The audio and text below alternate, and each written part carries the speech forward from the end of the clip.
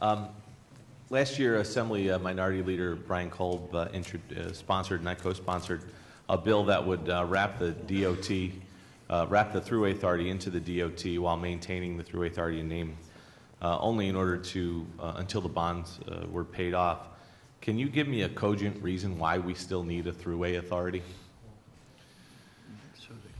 Well, I can only tell you that it was the wisdom of the legislature that decided to maintain the Thruway Authority and to maintain the toll financing relationship and structure back in 1992 when the projected initial bonds were refunded and paid.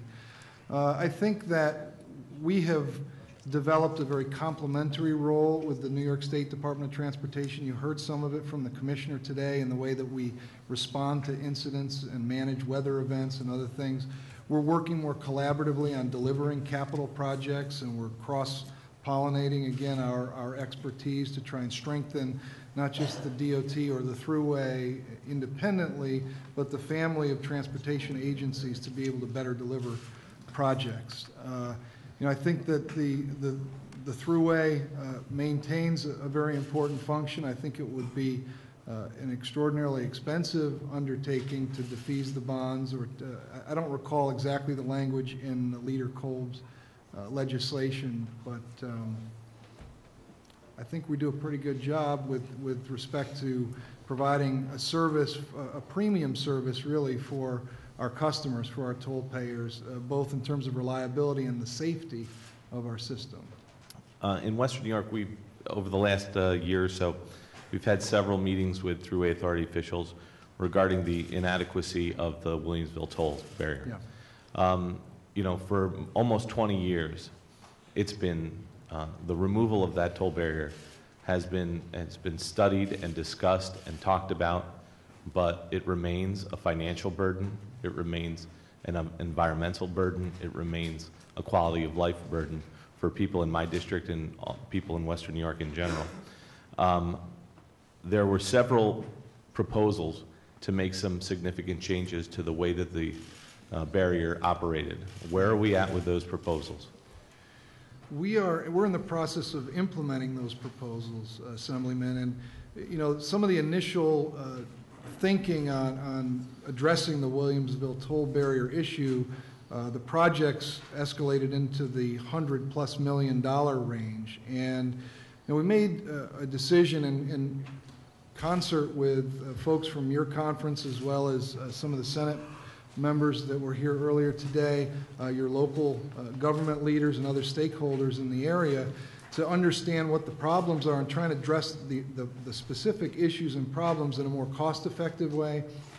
Because we just thought that the solution of building a brand new toll barrier and moving it really didn't adequately address the concerns, and it certainly was a financial issue for the authority. So we're in the process. In fact, one of the elements of this plan, this about $6.5 million plan, is in 4 different segments. The first one has already been completed. We're planning, and it's in our capital program in 2014, to address, and I can get into specifics or provide them for you later, but by the end of 2015, we believe that we will have been able to address through these 4 projects about 90% of the congestion issues at and around the toll barrier.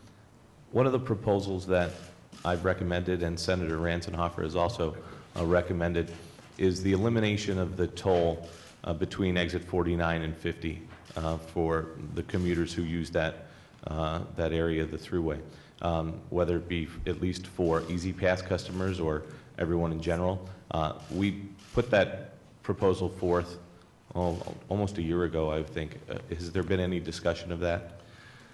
The discussions are ongoing, and where we're at as I sit here today is trying to look at the impacts of a commuter discount program in the region. You know, I don't have the numbers with me today. We didn't identify exactly what the revenue implications were for complete removal of the tolls, but we're looking at different configurations of potential toll reduction for commuters in concert with some of these changes that I referenced in the Williamsville area. If we could move that forward and keep us posted on what the financial impact would be once you have those final numbers, I'd appreciate it. Sure. You know, if somebody were magically transported from 1960 to today on the Thruway, they really wouldn't notice much difference. It really is an antiquated system. What have you studied as far as whether it be high-speed tolls, payments through perhaps mobile phone, yearly or weekly passes, plate readers, you name it? I mean, what proposals are there out there, and what's your time frame for implementing that? Well, we're examining all of those, all of the things that you just mentioned. For example, the all-electronic tolling opportunity is really dependent upon getting this enforcement legislation, because about 30% of our revenues could potentially leak. That 99.7% figure could potentially be reduced significantly, and that's just the numbers related to the folks that have Easy Pass today. So we need that enforcement mechanism so that we'll have the ability in the future to do things like video license plate capture and end up getting the revenue from customers in a more convenient, modern, technological way. I think there have been significant improvements since the Thruway came online in the mid-1950s, and you know, we continue to look to make additional improvements. What do other states do? Because it doesn't seem to be a problem elsewhere in the country. With respect to what, Assemblyman? High speed, you know, high speed exits and you know, collecting tolls. Yeah.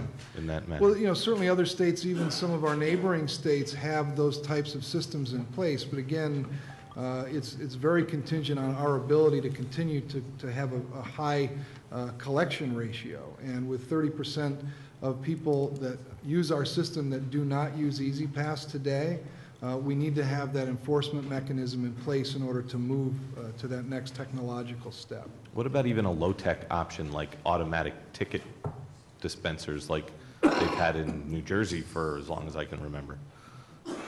These are all things that we've looked at. I'm not sure what you mean exactly by the automatic ticket dispenser. You drive up to the kiosk, it puts out a ticket. There's no person there to hand it out. I mean, how much money could we save that way? Well, you know, again, our emphasis is really to going in the other direction, to not you know, to try and have our motorists not stop whenever that's possible, and that's why we have these higher speed Easy Pass lanes. You know, I think that's a more efficient way to keep throughput and move traffic along the system. What you're describing would work well in very low volume areas or interchanges, but when you get to a spot like the Tappan Zee that sees 140,000 cars crossing it each day, that would really you know, limit our flexibility.